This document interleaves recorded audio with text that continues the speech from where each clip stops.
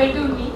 And seriously अब competition तो रहता है, जैसे मैं देख रही हूँ सबके फिगर्स ऑलमोस्ट 90-20 का डिफरेंस है सब में, बट जीतना तो किसी एक को है, वो तो सब कुछ होता है, बट अपना बेस्ट हो, जो भी दे सकती वो दे दो, इट मीन्स फुल कॉन्फिडेंस के साथ।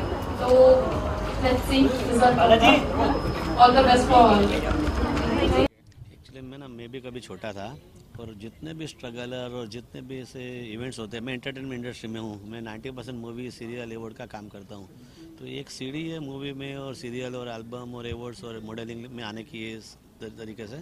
तो मैं मेरी ओर से जो भी हो सकता है उतनी कोशिश करता हूँ और सबको सपोर्ट करने की कोशिश करता हूँ कि मेरा मीडिया लोगों के तक जावे। और इनमें से जैसे फेमिना मिस इंडिया है, फिल्म फेयर है, आईफा है, ग्लेडरेज है, सबको मैं स्पॉन्सर करता हूँ। तो इवन छोटा रहे बड़ा रहे, मेरी नज़र में सब एक सरीक है और सबको भगवान एक तक देते हैं, एक अपॉर्चुनिटी देते हैं। वो अपॉर्चुनिटी के लिए मैं एक जरिया बनने की कोशिश करता हूँ। बहुत ही बड़ी बात है, इंडस्ट्री के टॉप जो बोले कि आज शाहरुख सर उनके लिए बोलते, तो मैं तो बहुत छोटा आदमी हूँ ये चीज़ बोलने के लिए, और इनके सपोर्ट के बिना ये चीज़ पॉसिबल नहीं होती। ये इवेंट का पूरा श्रेय जाता है इनको कि इन्होंने काफ़ी सपोर्ट किया स्टार्ट से लेके एंड तक। मिस फैब को इतना बड़ा नाम करने का श्रेय है सिर्फ योगेश सर को और किसी को नहीं। I am really very thankful to Yash and Vaishali and Kranti Shanbhag and more to sir.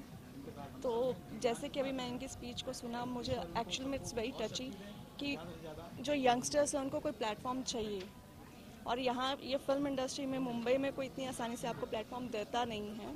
तो इनका बहुत अच्छा स्टेप है जो ये यंगस्टर्स को मौका दे रहे हैं। तो पहली जो हमने वर्कशॉप की उसमें काफ़ी, उसके बाद आज मैंने really very very changes are there, they are so confident girls and now the eyes are so like, एक चमक है, उनमें उमंग है, होप है। तो बीइंग अ ज्यूरी बहुत मुश्किल होता है, किसी को फर्स्ट सेकंड और थर्ड देना, तो it's really very tough task for me for tomorrow. तो मैं उम्मीद करूँगी उनसे ज़्यादा शायद मैं नर्वस होंगी कि मैं किसको रखूँ लिस्ट में और किसको छोड़ूँ। तो it's really very tough job कि आप किसी को ऐसे किसी का दिल नहीं दुखा सकते, but you have to do it now, कि करना है, एट द एंड तो आपको रिजल्ट लाना ही है। तो मैं बस सर का बहुत तहे दिल से धन्यवाद करना चाहूँगी जो उन्होंने प्लेटफॉर्म आए यंगस्टर्स को दिया, क्योंकि मैं कभी अमृतसर से एक छोटे से टाउन से आई हूँ, वेरी स्मॉल, एंड मुझे वो दिन अपना फर्स्ट याद आ रहा है जब कभी मैं ऐसे रैंप पे चलती थी जहाँ जिसको वॉक भी नहीं आती थी, जिसको कपड़े पहनने की सेंस नहीं थी, और आज मैं सिखा रही हूँ बच्चियों को। तो हो सकता है कल ये जो बच्चियाँ आज मुझसे सीख रही हैं वो भी मेरी जगह खड़ी हों और किसी को सिखा रही हूँ, मैं यही चाहती हूँ। भाई देखिए, हंसी और हसीन ये दो अट्रैक्शन के माध्यम होते हैं। तो ये सब हसीन है और हम सब हंसी हैं, और हंसी और हसीन के बीच में एक शब्द आता है हंसती। जो लड़कियां हंसती है वो भी हंसती है, जो व्यक्ति हंसता है वो भी हंसती है। तो कुल मिलाकर हसीन और हंसी के बीच में ये जो कंपटीशन होने जा रहा है मिस फैब, मुझे लगता है कि इसमें से ही बहुत सारी लड़कियां हंसती बनेगी और बहुत सारी लड़कियां अलग अलग प्रोफेशन में इस चीज़ को मॉडल बन के सामने आएगी, रोल मॉडल बन के सामने आएगी। किसी मॉडल को रोल मिलेगा, कोई रोल मॉडल बन जाएगी। योगेश जी के बारे में कहना चाहेंगे, कैसे सपोर्ट करते हैं लोगों को? योगेश जी हमेशा से सपोर्ट करते हैं। मैंने 2 फिल्में बनाई, भावना को समझो, मनी बैक गारंटी, और दोनों फिल्मों में उन्होंने मुझे बहुत सपोर्ट किया।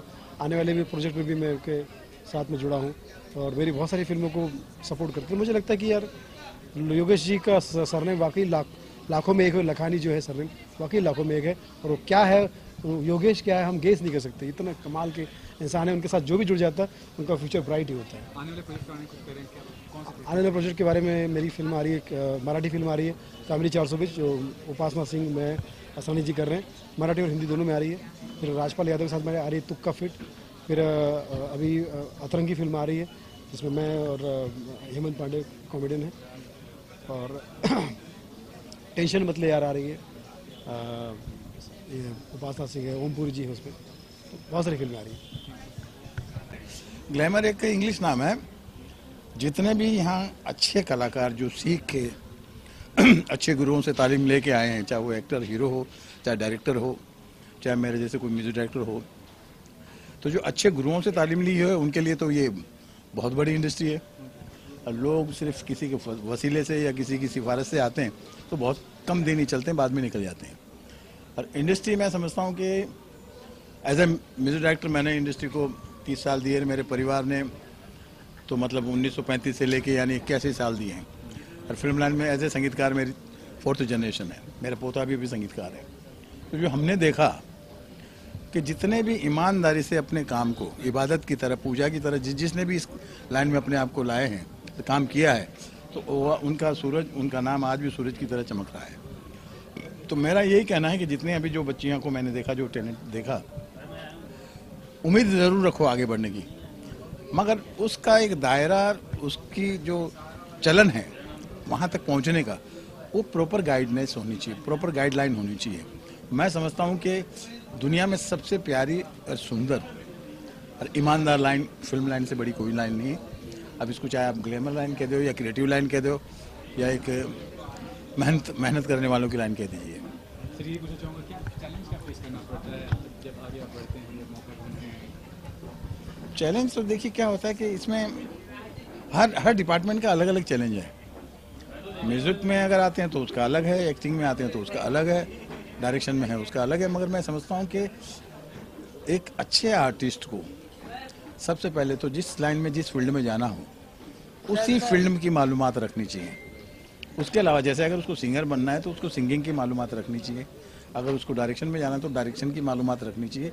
कई लोग तो ऐसे हैं कि खाली असिस्टेंट बने हुए रहते हैं, 6ठे 7वें बाद में दूसरे तीसरे साल बोल देते साहब हम तो डायरेक्टर हैं, किसके साथ थे कि उसके साथ थे, तजुर्बा कुछ नहीं होता, तो वो लोग सक्सेस नहीं हो पाते हैं। तो अब मैं समझता हूँ कि जिस फील्ड में भी आप आना चाहते हैं इंडस्ट्री में, उसकी प्रॉपर गाइड मालूमात करके अगर वो आएंगे तो मैं समझता हूँ कि कोई बड़ी बात नहीं है कि शाहरुख खान बनते, करीना कपूर बनते हुए टाइम नहीं लगता है।